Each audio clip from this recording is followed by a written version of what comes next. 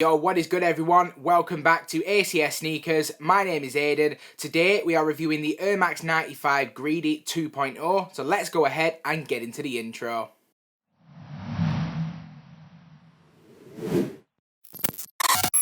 Now, before we do get a good look at the Air Max 95, let's just go ahead and discuss some of its history.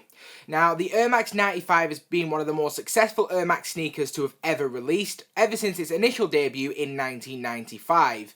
Now, as we are celebrating Air Max 95's 25th anniversary, I would expect to see more Air Max 95 shoes in 2020. Now, this shoe in particular is so iconic as it was the very first Air Max sneaker to ever feature visible air in the forefoot. Now, this shoe has already been retroed countless times, and the shoe that we are going to be reviewing today does take inspiration from the 2015 Greedy model. Now, the 2015 Greedy model was a combination of 4 different colourways. Kicking us off on the right foot, on the lateral side, you will see the OG Neon. On the medial side, you will see the Hot Red.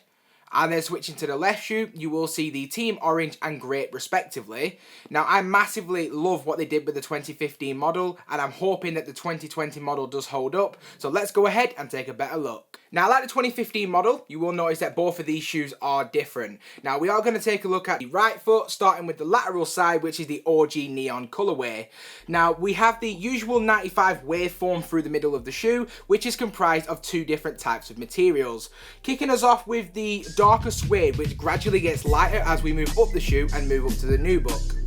Above the nubuck, you will see the white mesh, which covers the black mesh underneath, along with the neon eyelets. Also, towards the back of the shoe, you will notice that the Nike swoosh is in the same neon colorway. If we then switch to the medial side of the shoe, you will see that this is a different type of material used. This is more of a leather quality that has been used on the medial side. Now, this goes from black to white as we move up the shoe, and the mesh this time is black, which covers a white mesh underneath with the black and white eyelets. Now, the Nike swoosh this time is gold. If we then switch to the midsole of the shoe, which you will see is completely white with the neon air unit, and then switching to the outsole, which you will see is a black and aqua rubber with a neon and aqua Nike Air waveform. And now we're going to take a look at the left foot. Now, the lateral side of the shoe is actually inspired by the Photo Blue Air Max 95. Like we saw on the right foot, we have the waveform through the middle of the shoe, starting off with the darker grey suede that gradually gets lighter as we move towards the nubuck at the top.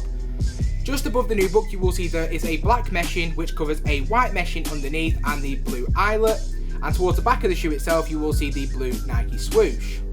Switching then to the medial side of the shoe, which you will see has very similar colour blocking to what we saw on the right shoe. Now, this is in a different order to what was on the right shoe.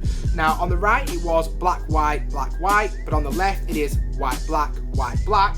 And above the leather, you will see there is a white mesh covering a black mesh underneath with the black and white eyelet.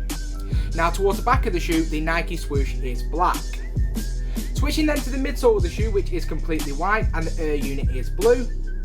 And switching to the outsole, you will see it is a black and red rubber material that has been used with the aqua and neon in the midfoot area with the Nike Air branding. And switching now to the toe caps at the front of the shoe, which is made out of a white leather material. This can be seen on both.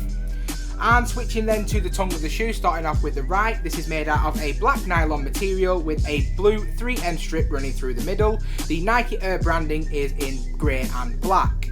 We'll then switch to the left foot, which is a white nylon tongue with a red 3M strip running through the middle, and this time the branding is in aqua blue and white.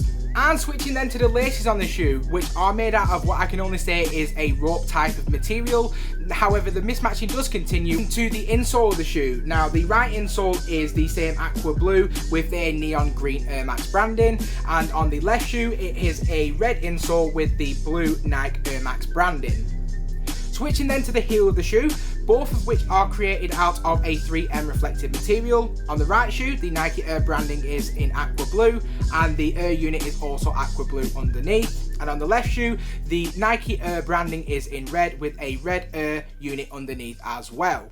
Moving on then to my opinions of the shoe, starting off with the most important aspect of any shoe in my opinion, which is comfortability. I did find that as soon as I took the shoes out of the box, they were incredibly comfortable, and the sock liner protection is incredibly soft to touch. So in terms of its overall comfortability, it's a major plus in my opinion.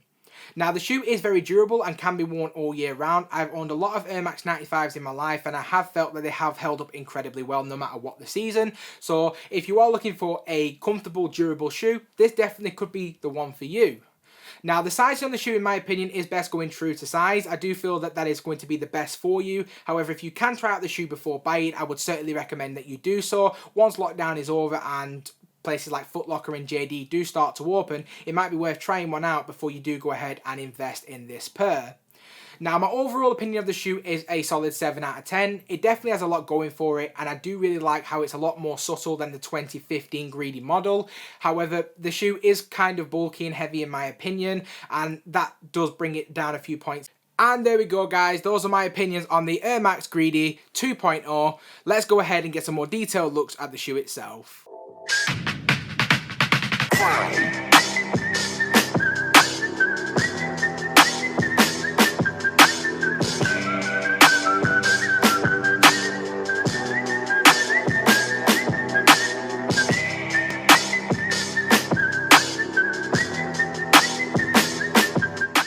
And I want to say a huge thank you to everyone that stuck around to this point in the video. Please consider subscribing to my YouTube channel, hitting that bell notification, and I hope to see you again in the next one.